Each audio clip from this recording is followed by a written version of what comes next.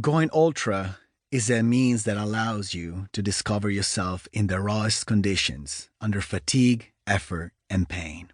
And then those magical moments happen.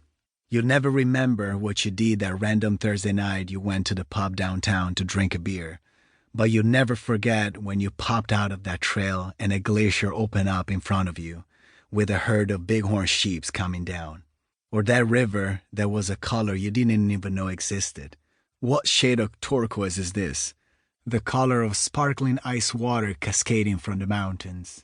Or that morning you found yourself face to face with a bear. Now, in my training forays, I've always encountered a great deal of wildlife. Deer, eagles, coyotes, rattlesnakes. The mountain lion, for instance, is a real son of a bitch. However, I had one of the most beautiful experiences in the mountains of Southern California in a place called Big Bear. That's one of my favorite training grounds. I head up there with my one-man tent, in which you lie down like you're in a coffin. Some people travel around doing the van life, which is probably a lot more comfortable, but I like the simplicity of my little blue tent. Before all my races, I try to do 1 or 2 weeks like that, in retreat, just focusing on training and doing my thing. They say Genghis Khan didn't even deign to enter the cities he conquered. When the deed was done, he sent his men ahead while he remained outside. He slept out in the open in a ger, the traditional tent of the nomadic Mongols.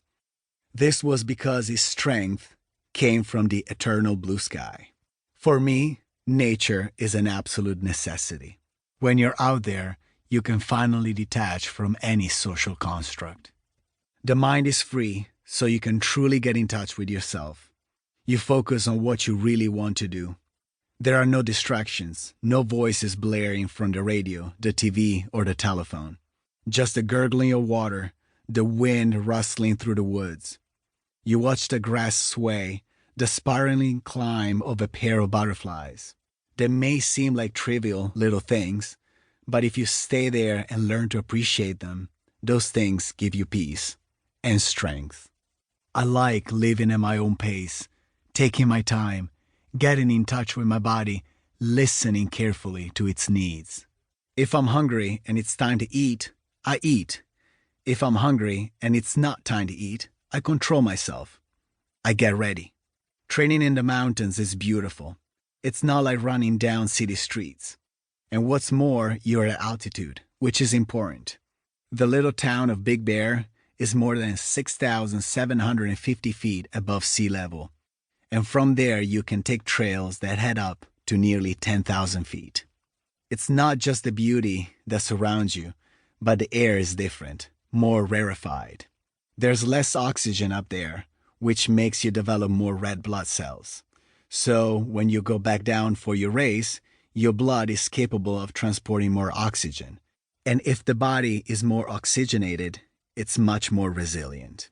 Oxygen is our fuel. This is one of the secrets of a high-altitude training.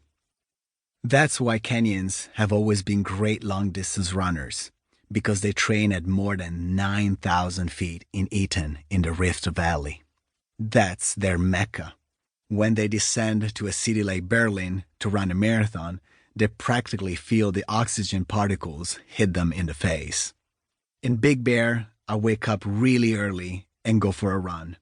Then maybe around mid-morning, head to Starbucks in the nearby town center because they got Wi-Fi there. I can catch up with my emails and do some work. In the evening, I train again and do some yoga or sit outside at my table, which is a big rock. As soon as it gets dark, I start a fire, heat up my dinner, gaze at the stars a bit, then go to bed.